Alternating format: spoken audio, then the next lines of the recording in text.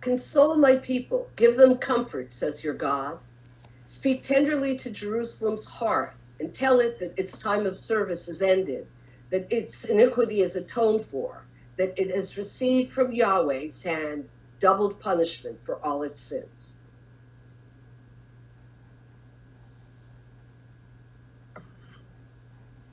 A voice cries out, clear a path through the wilderness for Yahweh. Make a straight road through the desert for our God. Let every valley be filled in, every mountain and hill be laid low. Let every cliff become a plain, and the ridges become a valley. Then the glory of Yahweh will be revealed, and all humankind will see it. The mouth of Yahweh has spoken. A voice commands, cry out, and I answer, what will I say? All flesh is grass, and its beauty like the wildflowers. The grass withers, and the flower wilts, when the breath of Yahweh blows on them. How the people are like grass. Grass withers, and the flowers wilt, but the promise of our God will stand forever. Go up on a high mountain, you who bring good news to Zion. Shout with a loud voice, you who bring good news to Jerusalem. Shout without fear and say to the towns of Judah, here is your God. Yahweh, O sovereign one, you come with power and rule with a strong arm. You bring your reward with you, and your reparation comes before you. You like a shepherd, you feed your flock, gathering the lambs and holding them close, and leading mother ewes with gentleness. Early in the pandemic shutdown, I stumbled across this line from a poem. A grace living here as we live. Move my mind now to that which holds things as they change. I've carried those lines in my heart ever since. Change is a part of living. Everything is changing all the time, even people who don't want to change or want things to change. If the world is changing around you and you are trying to remain static, your relationship to that world will be different. There's no way around it. We exist in a web of connection.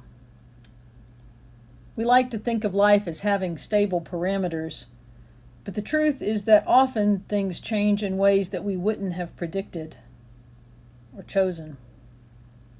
And as much as we try to stay in control, we are in reality continually preparing for the unknown. The passage from the 40th chapter of Isaiah, read at the beginning of this slide deck, marks a transition. In the first 39 chapters, the people of Judah have been in grave peril. As we begin chapter 40, we are given to understand that the destruction has already taken place, historically at the hands and swords of the Babylonians. The audience for this text is a people in exile, devastated and uncertain of what lies ahead.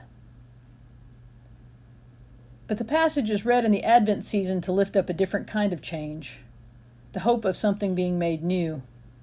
And in the midst of all the unknowns of that world and of our own, we are wise to remember and remind ourselves of some things that we do know. We know that God holds us in the midst of change. The words from Isaiah can sound harsh, but what they're really talking about in context is not only God's vast power, but God's comfort and compassion, especially in the face of suffering.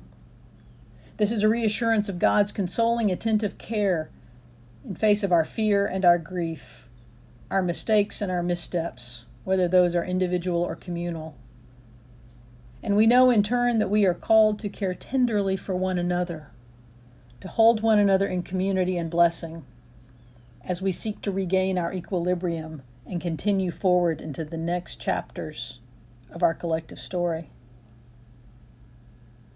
So part of the way we deal with change must be with compassion toward the suffering and comfort to the vulnerable, the marginalized, and the grieving. The greatest comfort of all is the presence of true justice, and that is why we work to shape change, to continually claim and create a world where God's radical love and justice are the models for how we live. Sometimes the suffering soul that needs compassion and comfort is us ourselves. We are called into action, but we are not called to perfection. That's God's territory alone. Let us keep learning and growing in our wisdom and in our skill.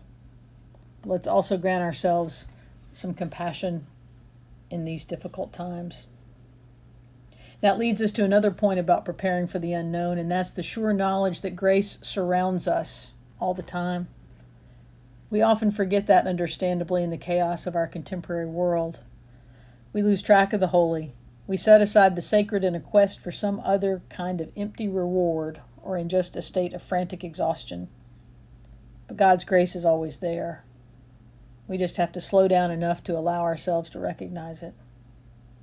And then we can manifest it so that others might find it as well. Finally, we know that grace can lead us to genuine mutuality. Communities and individual relationships built on mutual respect, mutual healing, and mutual support make all the difference in a world of rapid change and unpredictable risk. As Jesus followers, we're compelled to make sure that our circles of care and mutuality aren't just populated by people like ourselves or people who can buy their way in. The invitation is to all. Comfort, grace, and mutuality, all suffused with a disposition of compassion and a commitment to God's radical justice for all people.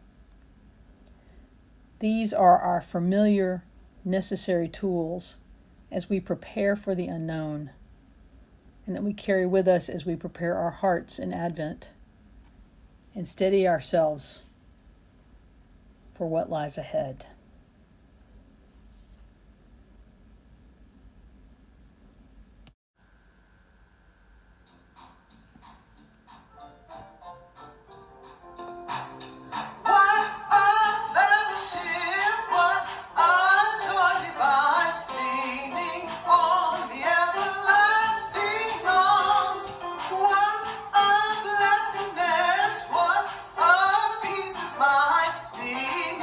On the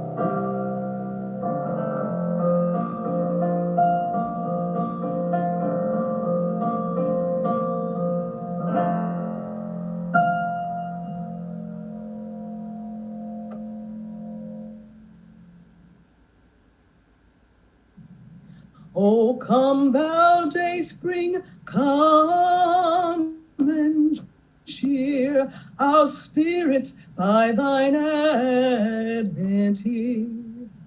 Disperse the gloomy clouds of night, and death's deep shadows put to flight.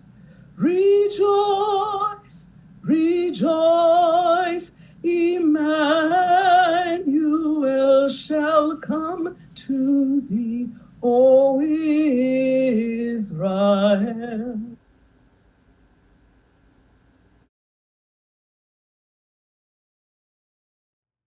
It has been quite a year, and we continue in this Advent season, holding things as they change.